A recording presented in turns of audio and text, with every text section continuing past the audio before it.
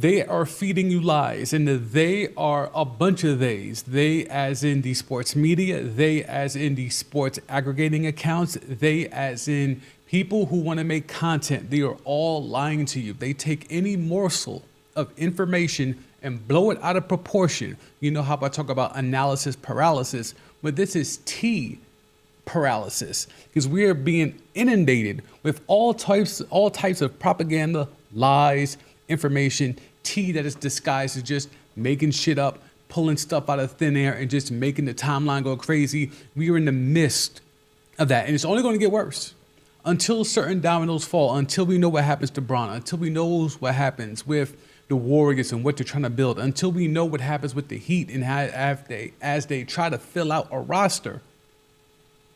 We're going to get inundated with rumors and innuendo, and no bigger one than what the Warriors are allegedly trying to do. Trying to surround Wardell, trying to make one last run, trying to find a way to keep the habitual net hitter Draymond Green in the mix and pair him and make room for not only Anthony Davis, but the chosen one, LeBron James, y'all's king. And I'm not saying it's not going to happen. It's highly unlikely for it to happen. But just the mere thought, the mere report, the mere rumor, the mere sources close tell certain insiders this information, the timeline went crazy. Let's go ahead into the screen. So it started 11 hours ago. Shams hit the timeline 11 hours ago and said the habitual nut hitter is declining his $27.7 million player option to become a free agent. And he went on to speak on it. This move gives the Warriors flexibility to pursue LeBron James in free agency and Anthony Davis via trade to form a big four. That sent the timeline crazy. It was rumored the last couple of days, but again, we're in the midst of lying season, so there are things you just kind of let go. You see stuff happen on the timeline, you're like, all right, they're just doing it for clicks, they're just aggregating, or some newsbreaker or insider does the same thing. Hey, I'm going on a popular radio show. Let me make some shit up and get the timeline going, or go get the phone lines going and have people call into the show. Like, that's the position you're in as a guest when you pull up on the show. It is your responsibility to not only keep the conversation going, but to push it forward.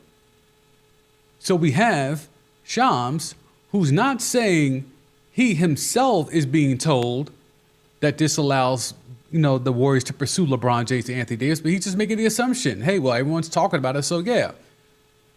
Draymond, the habitual nut-hitter Green, declining his option, frees up some bread.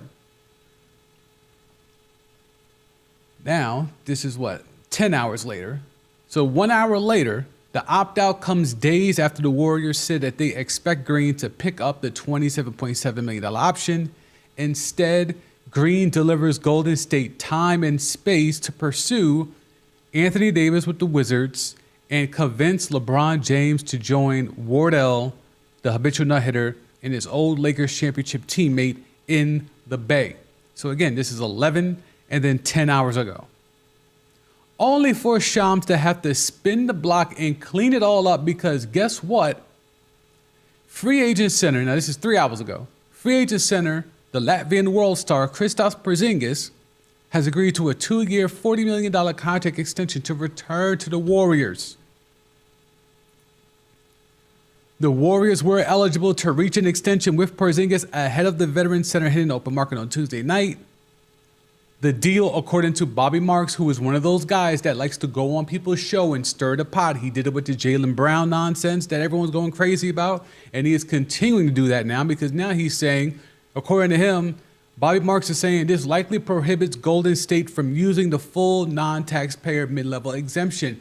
Now, that mid-level taxpayer full non-taxpayer mid-level exemption was supposed to be the key piece, because that's what allegedly LeBron was supposed to take. Okay, so to make the sign and trade to go get AD, right? Whether you got to flip Jimmy Butler in that or however you make it happen, you're supposed to make it happen that way. So then, all right, Jimmy Butler out, AD in, okay. The habitual nut hitter will take a pay cut just to make sure that the team has enough bread to go re-up and go get LeBron. LeBron for the low. He takes the 15 point whatever mil. That's what that was supposed to be. But now Latvian World Star pulls up and he wants his bread. And we talked about him on the last stream in terms of he's a free agent big that I think could have made a lot of teams better. But as come to find out, the Warriors are keeping and hanging on to Latvian World Star Kristaps Porzingis. So now the short-lived dream of having a big four of Wardell, habitual nut hitter, Anthony Davis, and LeBron James is all up in smoke, right? All the memes were for naught, right? All them tweets were for naught, right? All those social media content that was produced in mass immediately when the habitual nut hitter opted out is all for naught, right? Well, no, we can't have that. We can't have this type of juicy storyline. We can't have this type of narrative be killed in just a mere number of hours just because a Latvian World Star got his bag, right? No, we need to find a way to keep this going. We got to keep the clicks clicking. We got to keep the views viewing. So we get a capologist who says, you know what? We can still figure out a way that the Warriors could still fit LeBron and AD even after extending Kristaps Porzingis. And here are the steps that are necessary, allegedly. DeAnthony Melton declines his player option. That was already likely to happen, but it is imperative that this happens to make this work. Trade Jimmy Butler and picks for Anthony Davis. That was already floated. Even though Jimmy Butler's people has come out and said that they've been told, or it's been heavily insinuated to them, that that the Warriors are not going to trade him. So they feel confident that Jimmy Butler's not going to be dealt. That's what Jimmy Butler's people are saying at the moment. Sign Draymond Green to the same deal as Porzingis. That is likely. Find a taker for Moses Moody. Good luck. And then sign LeBron with the 15 mil non-tax player mid-level exemption. So now that means whatever you thought you were signing Porzingis to, you got to rework his deal to make sure that it's not the 15 mil non-taxpayer mid-level exemption. So you have to free up a lot of not only just roster space, but cap space to make this work. And we need something because July 6th can't get here fast enough. Because when players can actually sign and lock in roster spots, then we can actually have conversations. When all these trades can finally go through, and whether they go as they have been reported or whether we get 3 teams, 4 teams in the mix to finalize these deals, throwing in trade kickers left and right, then we can all finally sit back and actually assess what the hell has happened. Because right now we're just wishing upon a star. We're all playing fantasy basketball GM right now. We're all in 2K. We're all in the trade machine trying to make something happen while we're waiting for the reality of players being moved. Now, do I think LeBron is going to end up in the Bay? No. Because we're asking LeBron on the tail end of his career, possibly the very end of his career, not only to take a short, but take a short and then move to the Bay. Now we know he got the PJs. He can always just fly back to the crib. It's not that big of a deal. Still within the state of California. We understand that. However, when you have a chance to write your own ending, we've talked about, do you go out if you're LeBron? Do you go out being the third option with the Lakers where you're behind Luka Doncic and Austin Reeves? Or do you try to do one more run as probably a number 2 option somewhere else? Or do you take being number 3 in Miami? The Miami thing's been floated. The Cleveland thing's been floated. Basically, anywhere LeBron plays, people always think he wants to spin the block. There was even a brief rumor about LeBron and Knicks tape. So again, we're just trying to push whatever gets you clicks, whatever gets you likes, whatever gets you hearts, whatever gets you retweets, shares, whatever. I'm going to say the thing.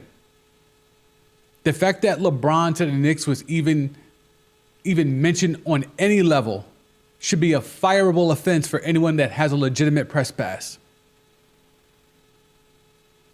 So here we go again with, okay, even though they're bringing back Kristaps Porzingis, so 10 hours ago, 11 hours ago, you're telling the Shams that, well, Draymond Green opts out.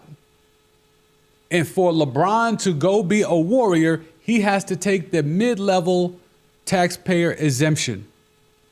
Only for Kristaps Porzingis to get the re-up for roughly around the same money as that mid-level tax exemption, and the same capologist who is stirring the pot about Jaylen Brown and what scouts think of him is now jumping out there and saying, well, now they can't do that deal because Brown was supposed to take the mid-level exemption. Now we have another capologist who is now combating Bobby Marks and they said, well, no, wait a minute. If a million things happen, this Bron and AD to the Bay thing can happen. Lying season is upon us. Believe only 15% of what you see on your timeline. Agents are at play. Insiders are at play. Organizations are at play. They're all playing with your minds. They're all playing with your opinions. They all want you to think that their right of way, that their philosophy is a just one, is a right one. Do not fall for it. I ignore, and this is stuff that I get sent, whether it's in group chats or whatever, I ignore about 85%. I stand on the only believe 15% of what you're told. Because right now, everyone is jockeying for position. Everyone is jockeying for credibility. Everyone wants to be first. I told you 48 hours ago that this is going to happen. Okay, cool story, bro. Nothing can officially happen until July anyway. We're on the doorstep of July, but nothing can happen officially until July 6th anyway. So you telling me you was first on June 27th when the news broke on the 29th, that doesn't do nothing for me. It sounds good, but does it really mean anything? No. So the stuff that I see in group chats doesn't make sense. The stuff that I see on the timeline doesn't make sense. There are lies upon lies upon lies that are happening. Where Shams 11 hours ago was telling you Draymond Green is declining his option. That means he's trying to make way for Bron and AD to pull up. And for that to happen, Bron's has to take the mid-level. Only for Kristaps Porzingis to get a bag, and then Bobby Marks to say, well, you know what? That mid-level exemption now is now in danger because that's what Bron was supposed to take, and the Porzingis money is too close to the exemption. So now that means it's unlikely that the whole Big Four scenario is going to happen, only for another cap guy to say, hey, wait a minute, hold my beer. Let me paint the perfect scenario to where this can happen. And this is all that needs to happen. My thing is the juice even worth the squeeze? And we've seen Bron on the golf course, that beard is getting whiter and grayer by the day. Is it even worth it for LeBron James at this point in his career? And I'll come off the screen briefly. And let me know your thoughts in the chat. It's an active chat. I respond. If you're LeBron James at this point in your career, is it worth it? Do you want to be the third option at the crib in LA and stay there? Your family's still growing. Your wife is happy there. Your business is thriving there. You want to be Hollywood and you got it. Is it worth to uproot all of that to go run with Wardell for a year, maybe 2 at the most? You want to spin the block to Miami again? You want to go back to Cleveland again? What is the best scenario? What is the best landing place for LeBron? LeBron Ramon James, what is the best landing place for him in 2026, 2027? Because I don't know if that squad, if you're telling me I got old Wardell, old habitual nut hitter, at this point in his career especially, a more broken down Anthony Davis that's supposed to go through OKC and the Spurs? On what planet?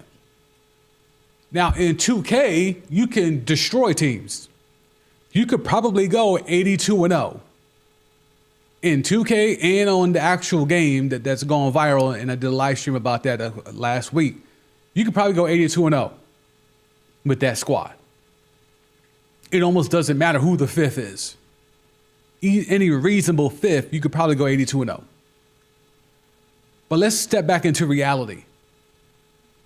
In the year of our basketball Lord, 2026, 2027, a old Wardell, an old LeBron, a beat up, broken down, habitual nut hitter, and a beat up, broken down, potentially Anthony Davis. Is that supposed to walk through SGA, a healthy Jalen Williams, and Chet? Is that supposed to walk through Wemby, Castle, Harper, maybe Kawhi?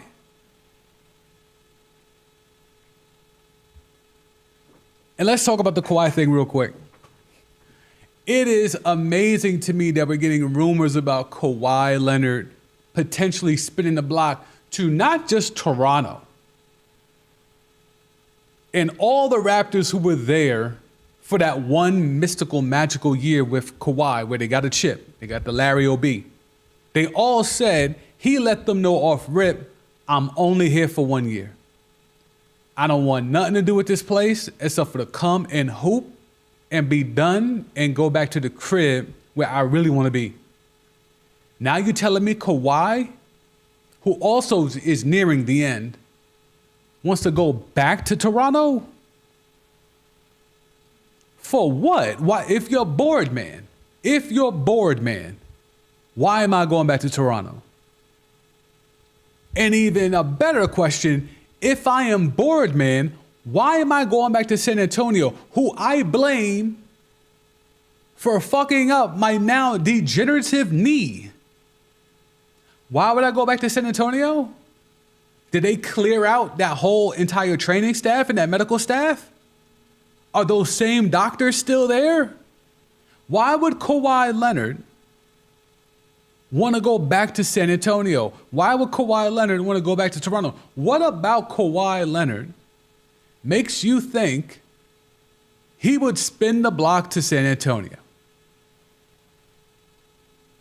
Knowing what you know of Kawhi Leonard, what makes you think he'll want to spin the block to Toronto?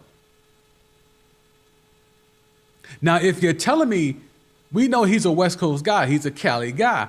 Okay, bet. Now, if he wants to go to the Bay, that makes more sense to me.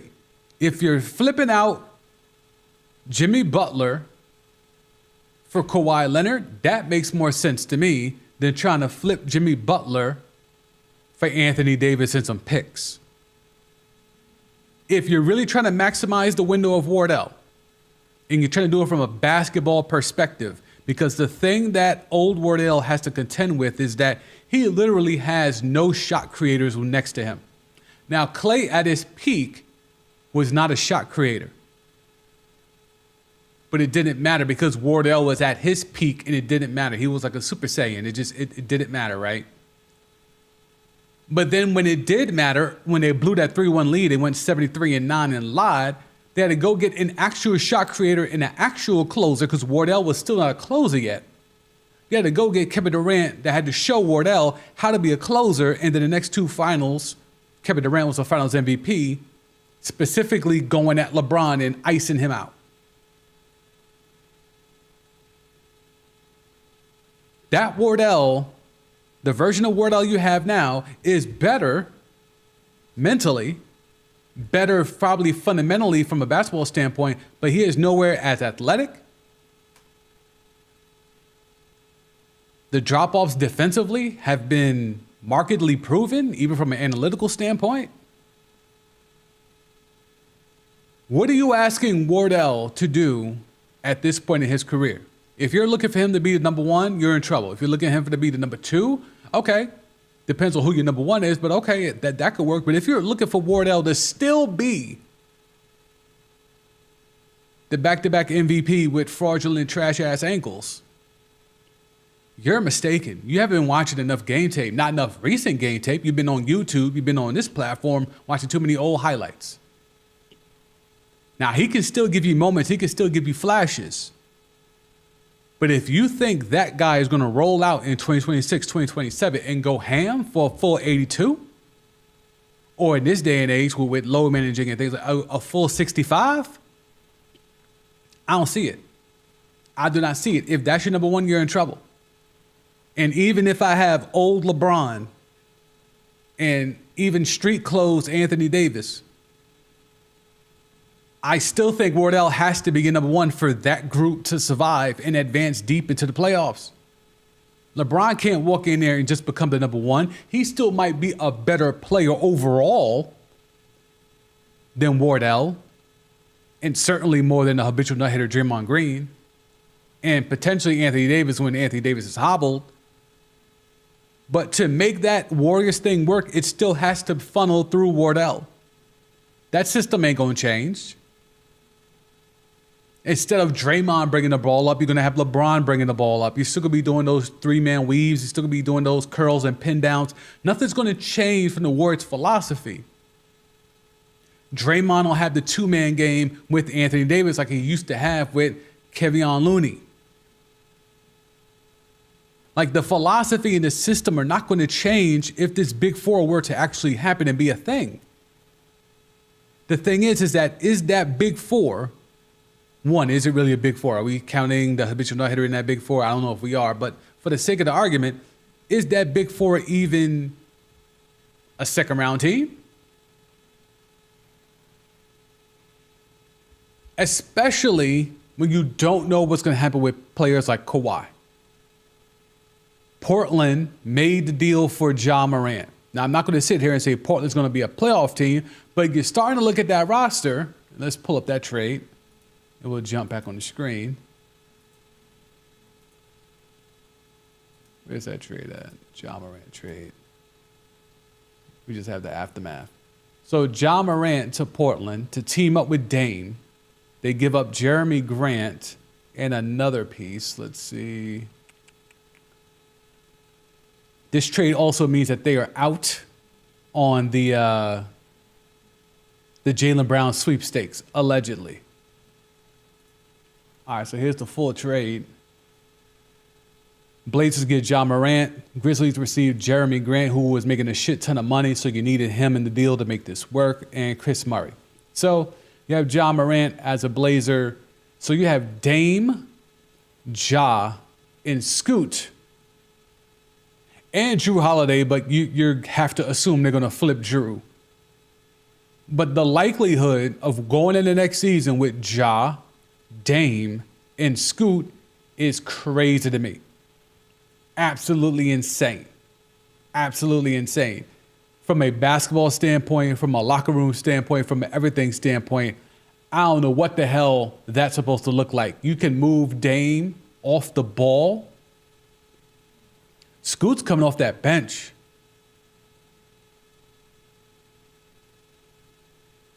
The problem is that out of those three, none of those three are actually point guards.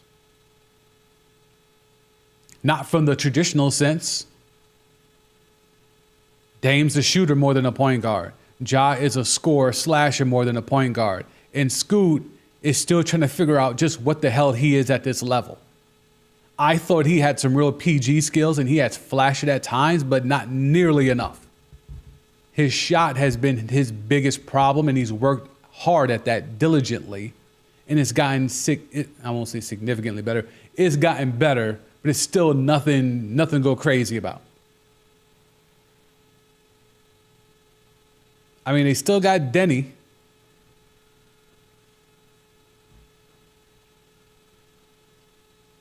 It's going to be this.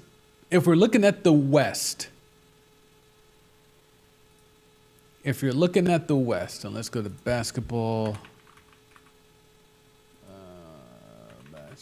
Why is that not working? All right, let me come off the screen and make sure that's working. Get the keyboard to work. That's important. There it is. Okay. Basketball. Reference. Okay. So when you get to the West,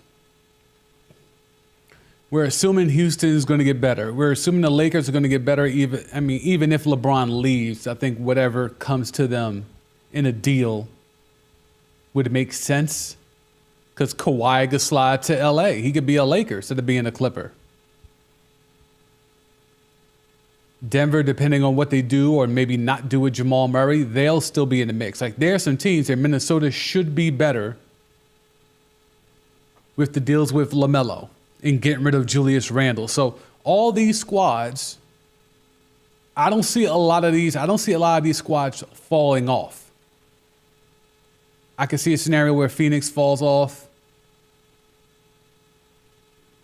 But we're looking at the Clippers, even with Kawhi, playing. Warriors with Wardell. Yes, he was injured. Playing. Who from this bottom is going to jump up? Dallas, if you believe all the hype. Healthy Kyrie, etc. If you want to believe that, then sure. But if you're looking at the landscape of what's the pathway to get better, how do you make a deep playoff run? If you're the Warriors and you're trying to get from playing to top 4, you got to leapfrog a lot of squads. And a lot of these squads are consistently getting better. It's almost like the Knicks championship has reminded GMs you need a lot of talent on your roster. I find that maddening that it took something that hasn't happened in 53 years for other organizations to be like, oh yeah, wait a minute, we should be stockpiling talent.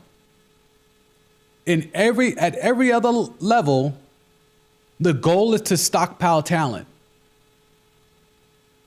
Whether it's junior high, high school, travel team, AAU, college, the goal is to stockpile talent. The only time we hear about how good coaches are from a schematic standpoint is when they have a roster that is bereft of talent. That's the true measure of how you know a coach is good, when you give them mediocre players or trash players and say, all right, cook up with this. At every other level, the goal is to stockpile talent. Only at this level, the professional ranks, because I know, yes, salary cap and all that stuff, but the cap, as we have seen with Kawhi, the cap is massaged and damn near broken and circumvented every year. Every single year. So I don't want to hear that when it comes to the cap. The goal should be to stockpile talent immediately, year after year after year, by hook or by crook, which is what the Clippers have allegedly done, by crook.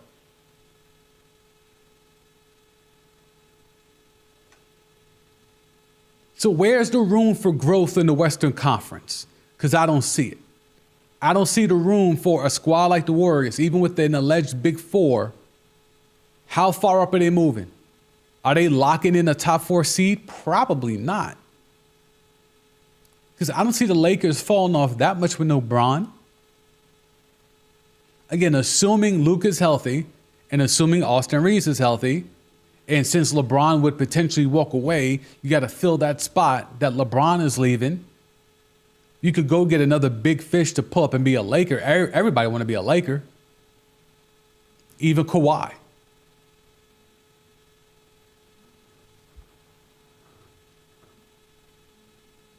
Hell, maybe even Jimmy. If I'm Jimmy Butler and they try to ship me to Washington for AD, like, all right, word. Now buy me out and I'm going to go back to Cali and go be a Laker. I'll replace LeBron at 2 spots. I replaced him in Miami once. I could replace him in LA.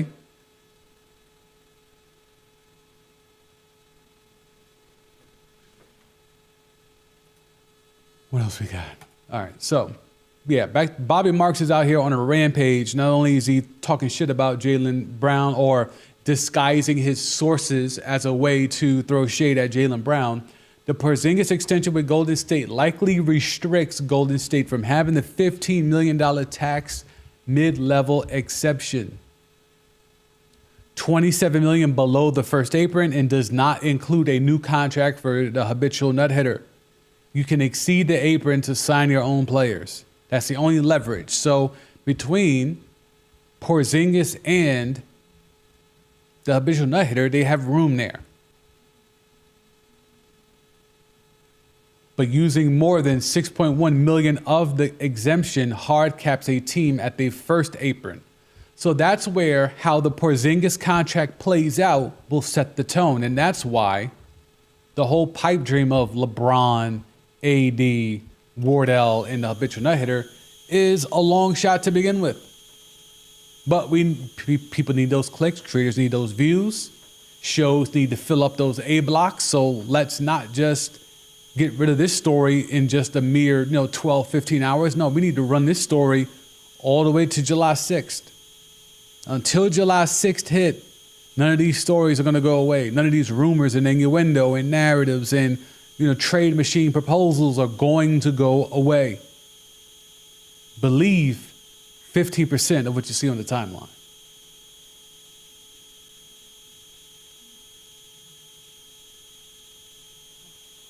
All right, so that's lying season. Oh, by the way, Landry Shamet has returned to the Knicks, which pretty much cements MAGA Mitch Rob is definitely not returning.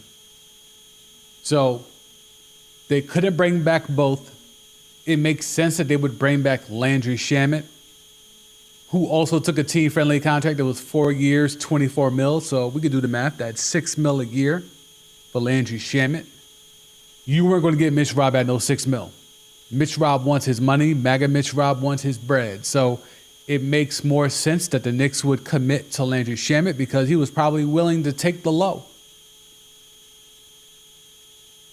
You could go cash out somewhere else, but it's not going to be on a team that potentially, if I'm putting it on rose-colored glasses, could run it back and get another Larry O.B. But if you're a Mitch Rob, I have been a known figure in New York for all these years, and I've never fully gotten the respect. I've never fully gotten an opportunity to show who I could really be. I was an integral part of an NBA champion. I don't know how long my body can hold up at this level with the wear and tear already on it. If someone gives him a crazy offer, if Jalen Duren is to take a bag somewhere else, what is stopping the Pistons from going to Mitch Rob and throwing a bag at him? If I am the Lakers and I have lost LeBron James, or even if I retain LeBron James, you need to upgrade at the 5 position. What is stopping him? Even though DeAndre Ayton re-upped, you can get around that. Again, you can circumvent the cap. You can get around that. What's stopping them from offering MAGA Mitch Rob a bag? There are tons of teams that could trick themselves into thinking they're a MAGA Mitch Rob away from a Larry O.B. So it makes sense that the Knicks pretty much chose Landry Shamet because they knew he would take a short, as opposed to MAGA Mitch Rob, who this might be his last opportunity for a good contract. With his body, with his style of play, the liability he is on offense, like, he's got one last run to really cash out. All right, let's see. I want to switch it up a little bit and get into some NFL, but sports media specifically. So I was on the former China app, and I follow Jeff Pearlman, who is a sports reporter, sports writer, sports author. I've read a lot of his books, big fan of his work. A part of the reason growing up that I wanted to be a sports writer and a sports reporter was because I read a lot of Jeff Pearlman's work growing up.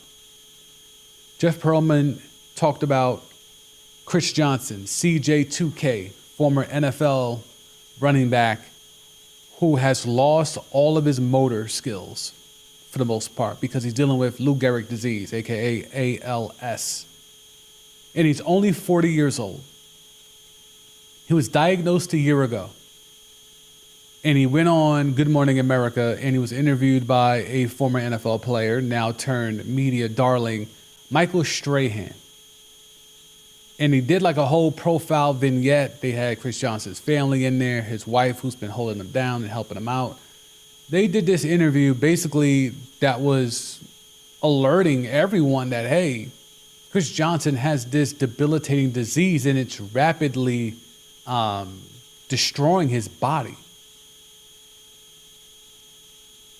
And so I didn't know, I knew nothing of this.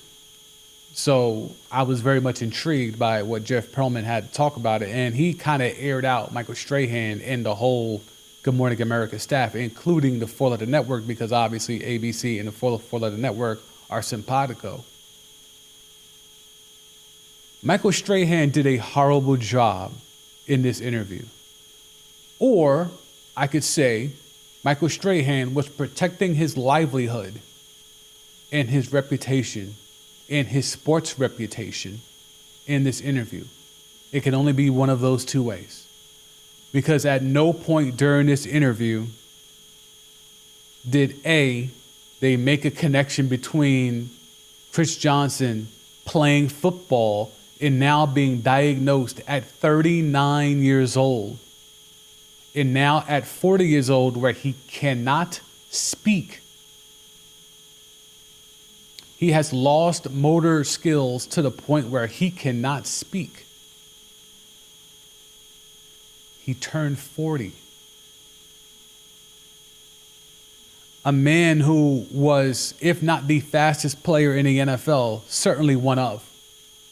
A man who ran for over 2,000 yards rushing, a feat that we only would see in video games,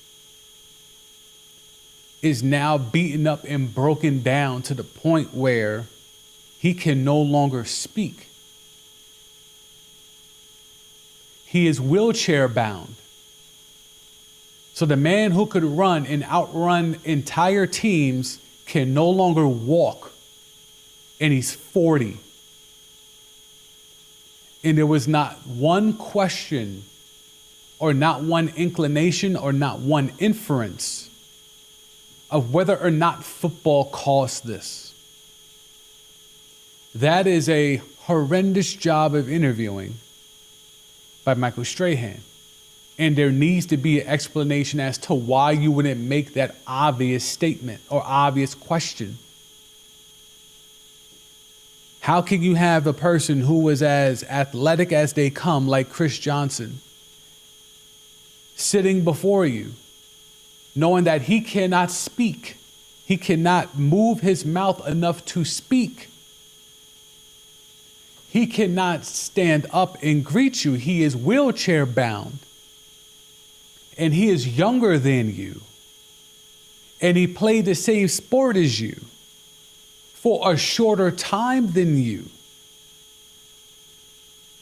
And you don't even just ask, even if Chris Johnson denies it, even if his family poo-poos it, even if the doctors try not to make an inference, even though that's not true, there's been studies that have been done, that Lou Gehrig's disease, ALS, does have an impact on football players. Playing football does have a strong penchant for ALS disease developing. Studies have been done. Now, whether the Good Morning America people, the ABC people, the Four Letter Network people knew this ahead of time, I do not know. But Google is your friend. DuckDuckGo, more specifically, is your friend. It's just a search away. We search everything else. You couldn't search connection point ALS to NFL players. Here you have a 40-year-old, recently turned 40-year-old running back with the most dynamic, one of the fastest players ever, who now can't walk. And you don't come to think, well, maybe did football do this? How did we get here? When you have a debilitating disease, one of the first questions is why? How? How did this happen? Why me? Michael Strahan has a man that clearly has been impacted physically, mentally, spiritually by a disease that is ravaging his body and his motor skills to the point that he can't speak and he can't walk. And you don't ask him, how did this happen? Or what have the doctors told you? How this could have happened to someone so young. Someone who we knew at one point in time at the peak of all athleticism. and now you've lost all your motor skills in just a short amount of time? How did this happen? So not only did Strahan not ask Chris Johnson about it, hey, did football do this to you? At no point in the entire discussion afterward was there any mention, like the Four Letter Network did a whole article about the Chris Johnson appearance. And they, in that article, did not mention anything about NFL players and ALS diagnoses. Now, I get it. The Four Letter Network and The Shield are in bed together. Like, literally on paper. They're in bed together. So I'm not necessarily expecting ESPN to go hard on The Shield now. They weren't going hard before. They damn sure not going to go hard on them now. But just a basic standpoint, it's not even a journalistic question. It's a human angle. Like, Strahan is in the journalism space now, whether he wants to admit it or not. And that's why people that are legitimate journalists like Jeff Pearlman are like, yo, dog, you dropped the ball there. Just like when Shannon Sharpe, when he was first jumping into his space with Club Shay Shay, people were getting at him because of his lack of interviewing skills. Same thing here. Interviews are at their best when they're conversations, not just Q&As. There's a difference between holding a Q&A and having an interview that feels more like a conversation between some folks. And what Michael Strahan didn't do in asking the human question of, yo, man, you just turned 40. You can no longer speak. You are wheelchair bound. You were one of the fastest players in the league, if not the fastest. How the hell did we get here? If it was a car accident that paralyzed him, he would have asked that question. If Chris Johnson had suffered from any kind of substance abuse and was now rehabbing and had come through on the other side, Strahan would have asked him about it. If Chris Johnson had went to jail and was being released and was rehabbing his image, he would have asked him about it. But how come an NFL player contracting ALS disease at the age of 39 and the disease accelerates to the point that by the age of 40, he can no longer speak or walk? You don't ask him, how the hell did this happen? That's not some journalism shit. That's just some human shit. Horrible job. Absolutely horrible job by Michael Strahan. I feel bad for Chris Johnson and the fact that the Shield is going to be protected yet again. This sport is tearing down the bodies of the players who play it. I have never seen so many players that are getting out and retiring before the age of 30, before the age of 27 even. They're retiring because they know what the impact of staying too long can do to not just your brains. We know what the CTE is. We know what that is. We have learned, we have come to the grips of what CTE can do to the human brain. But now we're getting things like this. You know, back in the days, it was, all right, you might have to get a hip replaced, a knee replaced, something to that effect, right? Now we're talking ALS. That's getting you out of here in a year. Hopefully Chris Johnson can fight this thing for as long as he can, and he seems to be down to put up the good fight. He's got young children. He's 40 years old. He's got a young wife. He's 40 years old. Like, he has a lot of life left ahead of him in theory. But because he played that sport the way that he did in the era that he did, with the lack of awareness at the top, he is now being subjected to a debilitating disease that is going to get him out of here. And there will be people that are going to say, well, you knew he should know what he was signing up for. We don't do that when it's our family members. When your family member goes out of here with lung cancer and you watch that relative smoke a pack a day, you don't tell that relative they got what they asked for. They knew what they were doing.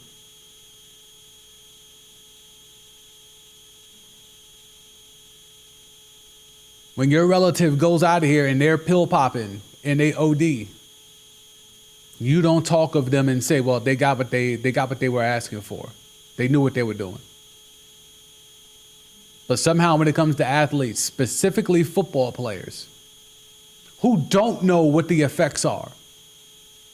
When Chris Johnson first played football, he had no idea that the sport he was playing, that I'm assuming he either loved or grew to love at one point, would make it so that he would be wheelchair bound and would not be able to speak before the age of 50. An age that he legitimately might not live to see.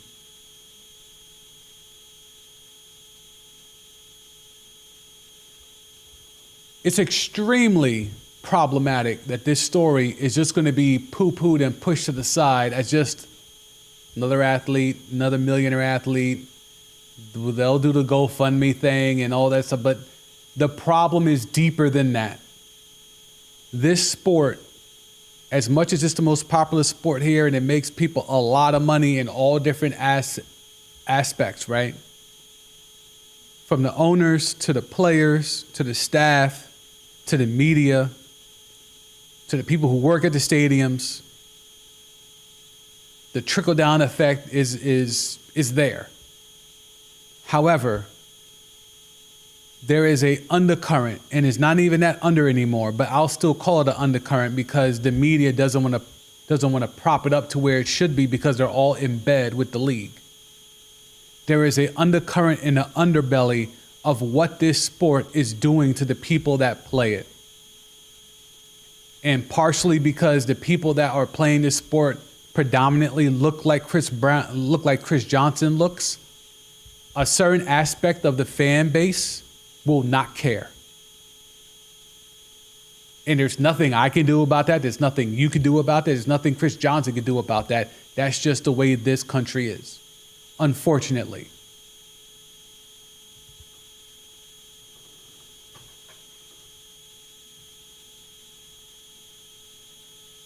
All right, so we get to Malik Beasley. We'll touch on Malik Beasley and then we'll wrap up. Malik Beasley, I don't know who snitched on him. Was it Damon Jones? Was it Scary Terry Rozier? Who snitched on Malik Beasley? Because Malik Beasley and Ed Davis have been indicted on sports gambling charges by federal prosecutors. The DOJ says Beasley agreed to manipulate his play during a January 26, 2024 game while with the Bucks and worked with Davis. Now, the clips have been going crazy online in regards to Beasley trying to cover spreads, trying to validate prop bets and the like. And let's see, do I have that clip? Yeah, here's that screenshot.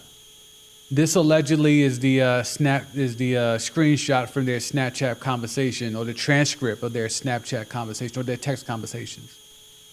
Davis, you got Snapchat? Beasley, not really. Why? Davis, talk to you about some shit on there. Beasley, you can't do it here? Davis, better to talk on there. We can make some good money. And the reason why you want to talk on Snapchat is because those messages disappear.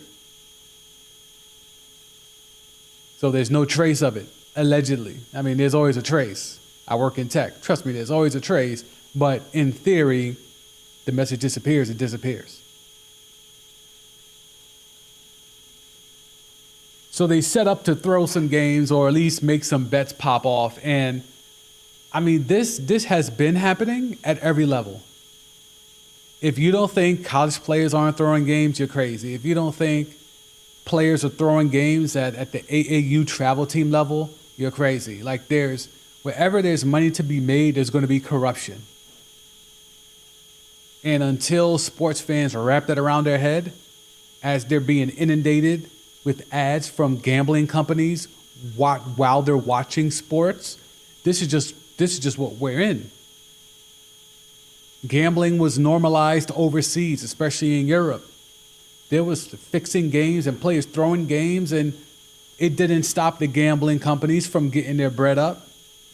Like, this is just part of the game. When you allow gambling into the atmosphere and you make it legal and you make it so watered down to the entry level of who can enter it, this is what you're going to get.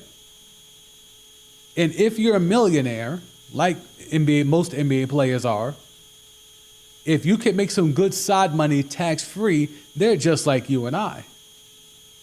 If you can hustle and make some extra bread and you don't got to let them alphabet boys know about that, the likelihood of you doing it greatly increases. I'm not condoning it, saying you should do that. What I'm saying is I would not be surprised if someone takes that opportunity and runs with it. And we all know people that have done that. And we all know people that have gotten away with it. And we all know people that have been jammed up and damn near prosecuted for it. So do it at your own risk. And this is the risk that you take, because the risk is the feds could pull up. That's the risk. Your career is over. You were out here tearing down Scottie Pippen's ex. You were in an entanglement with Scottie Pippen's ex. Now you're out here throwing games with Ed Davis. Or you're manipulating play. So we're not saying throwing games anymore or whatever. We're saying manipulating play. All right, man. All right. Whatever you say, bro. Whatever you say. I'm not surprised. I'm not stunned. The only thing I want to know is this tied to the ring that Chauncey Billups was in? Is this tied to the scenarios and the schemes that Terry Rozier was a part of? Or Damon Jones? Is this part of that? Or is this a thing independent of themselves? Is this a Jonte Porter type of deal? Is this that? That's the only thing I want to know. If it ain't got nothing to do with that, then I'm cool on that. I'm cool on that. All right, we'll hit the timeline one last time before we head up out of here. Anything but underdog. Okay, so the Raptors are engaged in trade talks for Kawhi Leonard, according to Shams. Those talks are continuing. They're serious between the Clippers and the Raptors. We'll see how the conversations go for the next few hours, potentially into tomorrow. But all signs point to these two sides being motivated. Kawhi Leonard's tenure is nearing its end in Los Angeles. So, I asked y'all earlier, why in the hell would Kawhi want to go back to Toronto? I also said, why the hell would he want to go back to San Antonio? I don't believe the San Antonio smoke was ever legitimate. But now if we're out here to believe that the Toronto smoke is real, what does that look like? Kawhi in the East again. What does that look like? Let's go to Toronto. This all has to stem from Pablo Torre. Pablo Torre is forcing Boardman to go back to the six. I don't think the Boardman wants anything to do with the six, but to get out from under that Clipper stuff, so all the Clippers and the planting the fake trees and the Pablo Torre reporting can go away, so he's not involved in the actual aftermath of it, because, go to the screen, there's going to be some actual judgment handed down at some point. There's been too much reporting, too much stories being corroborated, where nothing's going to happen to the Clippers and nothing. And I talked about this on the last week on the stream. It's going to be difficult for the league to suspend or throw punishment towards the player in this scenario because they have plausible deniability. The team and the franchise and the front office, however, do not. So the Clippers are going to likely face some kind of punishment for this Kawhi Leonard planting trees thing. If and when that happens, the league will likely try not to do anything to Kawhi. Maybe suspend him, but again, that man be load managing anyway, so it's not really that much of an issue. But if you can't punish the board man, send him back to the six? Is that his punishment? Is that the punishment? Hey, look, we know we can't punish you, but you cannot remain a Clipper. You cannot stay in LA. We're going to pow on Balmer and Lawrence Frank and the rest of that brain trust. We're going to come down heavy on them. We're going to take some picks, find them. We're going to do all that stuff. But you as the player, we got to do something to you.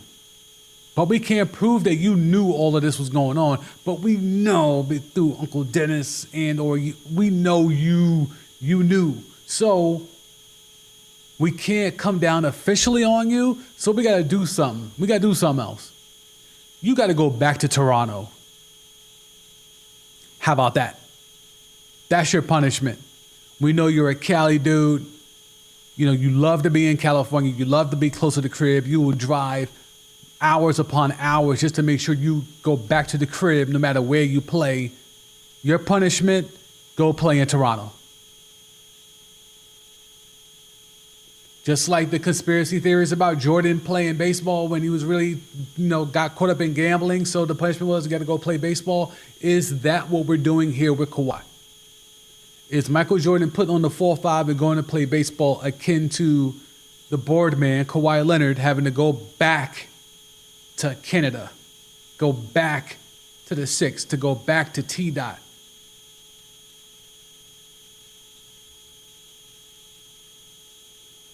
Let's see. What else we got? What else Shams got?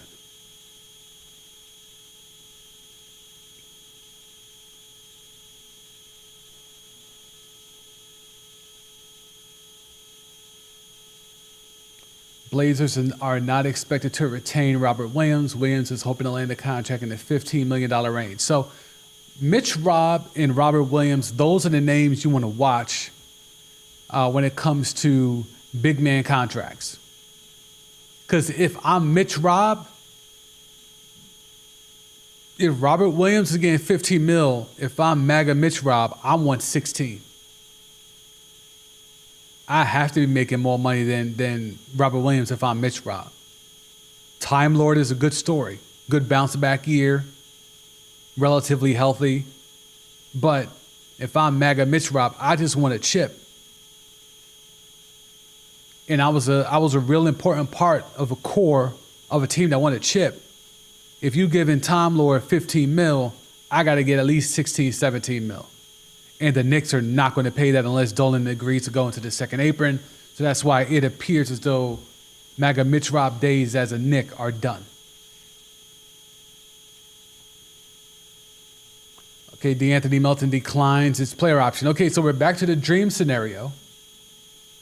Where is that? We're back to the dream, the perfect scenario where a million things had to happen. Oh, did I close out that page? I might have closed out that page.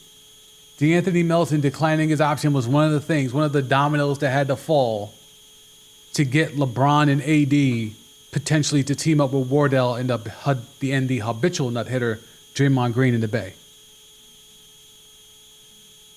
Tobias Harris unlikely to return to Detroit. I'm sure Detroit's happy about that.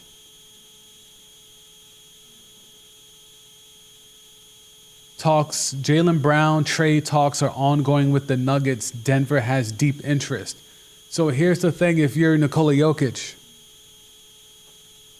you want a chip with Jamal Murray being your bootleg Kobe while you were being dominant like prime Shaq. Are you going to run it back now? You're going to have to give up Jamal Murray to get Jaylen Brown, but can Jaylen Brown be that type of player next to a Nikola Jokic? How does Jaylen Brown's game fit with a Nikola Jokic? We've never seen Jaylen Brown play with a facilitator. We've seen him play with scoring point guards like a Kyrie, like a IT3, like a Kemba. But we haven't seen him play with a facilitator, period, much less Nikola Jokic. I don't know about that fit. Obviously, it would help defensively. You're assuming health with Aaron Gordon. So if you're telling me your front line is Jaylen Brown, Aaron Gordon, and Nikola Jokic, and I guess you would put Christian Brown as your two guard. But the thing with Jamal Murray that slept on is that he has point guard skills. So you're losing that. I mean, Jamal Murray he averages 7 assists a game. Where's those 7 assists going to come from? If you take that away, but you put in Jaylen Brown, I don't know. That's a huge roll of the dice.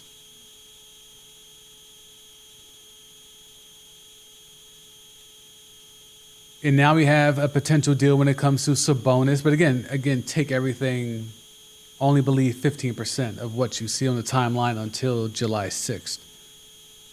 But when you're looking at it, Jaylen Brown wants to play in Sacramento because that's where the bag is. And if you want to do a sign and trade, Domantas Sabonis does not want to be in Sacramento anymore. Is Domantas Sabonis teaming up with Cade Cunningham an upgrade?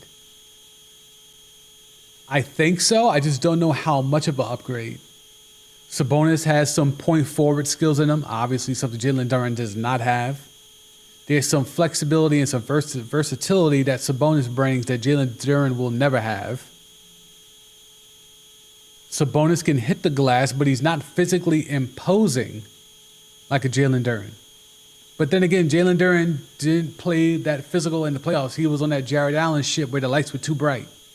So I like the move for both squads, actually, because the Kings were never going to go anywhere with Sabonis as their lead guy. So why not go get Jalen Duren? And if you're the Pistons, you could go get Sabonis, who is better as a number 2, maybe even as a number 3 option. So now you have Cade Cunningham, Thompson twin, and Domantas Sabonis. I ain't mad at that.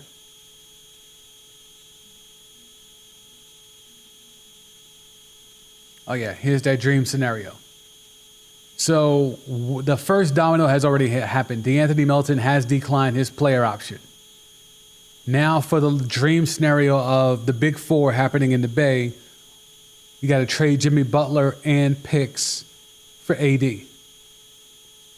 Then you need to sign the habitual nut hitter Draymond Green to the same deal as the Latvian world star Kristaps Porzingis, which was, as you see here, a 2-year, $40 million extension. Then you got to find a way to offload Moses Moody in a deal. And then LeBron has to agree to take the $15 million non-taxpayer mid-level exemption. This is the only way, the only scenario with Porzingis coming back into the fold where this big 4 could happen. If you are the Wizards, why would you take on Jimmy Butler and some picks for Anthony Davis?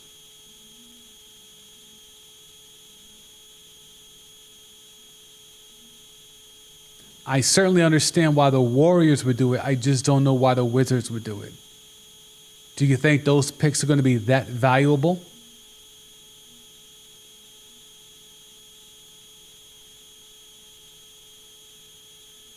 That's a tough one for me. I don't know if I could co-sign that.